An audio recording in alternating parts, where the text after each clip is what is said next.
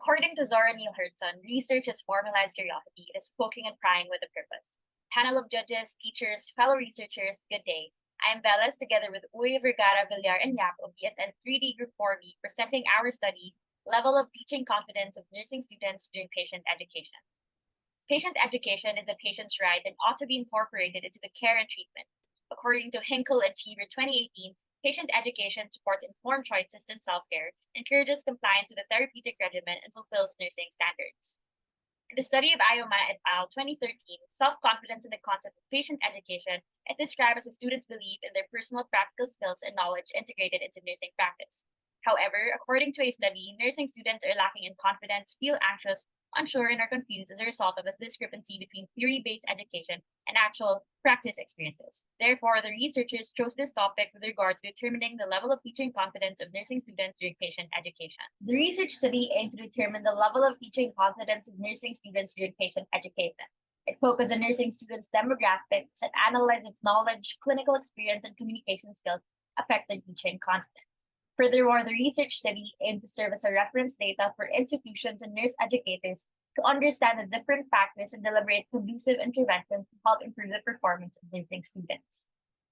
Moving on to the methodology, in this study, a quantitative descriptive research design employing the survey method of a researcher-made instrument was utilized. Since the data studied were quantified, the results led to analysis based on the use of mathematical formulas for statistics. This study involved nursing students from levels 2, 3, and 4 of a private university in Bacolod City who were officially enrolled in the second semester of the academic year 2022 to 2023.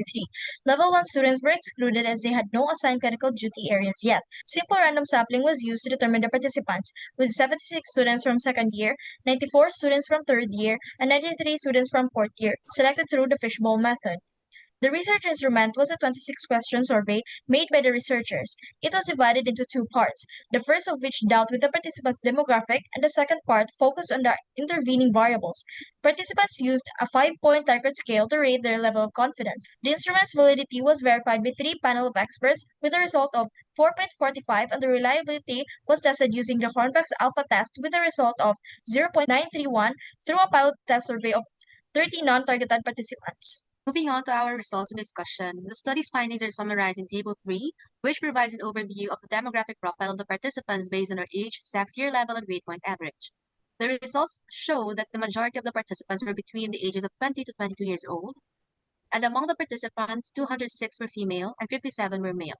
With respect to year level, 76 participants were from the second year of Bachelor of Science in Nursing, 94 from the third year, and 93 were from the fourth year. In terms of grade point average, 41 participants had a GPA of 1 to 1.5, 196 had a GPA of 1.6 to 2.1, and 26 had a GPA of 2.2 to 2.7. Results are presented in Table 4, showing the level of teaching confidence of nursing students when taken as a whole. The teaching confidence of the participants were determined according to their knowledge, clinical experience, and communication skills. In terms of confidence level in teaching, Table 4 shows that knowledge obtained a mean of 4.17, which is interpreted as fairly confident. Clinical experience obtained a mean of 4.19, which is interpreted as fairly confident.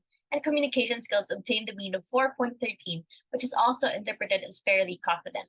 This suggests that the highest factor that influenced participants' level of teaching confidence was the clinical experience with a mean of 4.19, which involves their exposure to a nursing environment wherein they can acquire clinical knowledge and skills from observations and practices that in turn increases their confidence and ability to provide patients with excellent care. Table 9 reveals that there is no significant relationship between the level of teaching confidence of nursing students during patient education and demographic profile variables in terms of age, p-value 0.548, sex, p-value 6.655, and year level of p-value 0.536, thus accepting the null hypothesis. However, there is a significant relationship between the level of teaching confidence and grade point average, with a p-value of 0.003, rejecting the null hypothesis at the 5% level of significance. In conclusion, the findings of the study provided strong evidence and confirmed that the relationship between the level of teaching confidence of nursing students during patient education and profile variables according to age, sex, and year level has no significant relationship. The results show that the three variables stated do not affect the level of teaching confidence during patient education. However, it varies from person to person. Further results deny that the researchers' hypothesis as presented that those with 1.0 to 1.5 GPA are confident in conducting patient education regardless of the factors and what their demographic profile are. University administrators will make use of the data to recognize the factors and determine new strategies to be implemented to assist the nursing students in increasing their level of confidence. Clinical instructors will utilize the data to create effective and practical teaching methods to help improve in rendering patient education. The data provided by the study can help nursing students develop and improve their skills in certain aspects. At this juncture, we would like to cordially acknowledge and give our warmest gratitude to the following persons who have helped in the successful completion of our research paper. To Dr. O.J.B. Jimenez, Mr. Denmark A. Gonito, and Dr. Leslie E. Young for being ever supportive nursing research advisors for the unending advice, supervision, and techniques bestowed to us. To our panel of validators and evaluators who have thoroughly assessed our paper that hence have aided us in providing a quality output. And lastly, to our statistician for helping us in analyzing and interpreting the data gathered intended for the results of the study. On behalf of my group, I would like to thank everyone who has given their time for us to present our study. Panelists and teachers, thank you.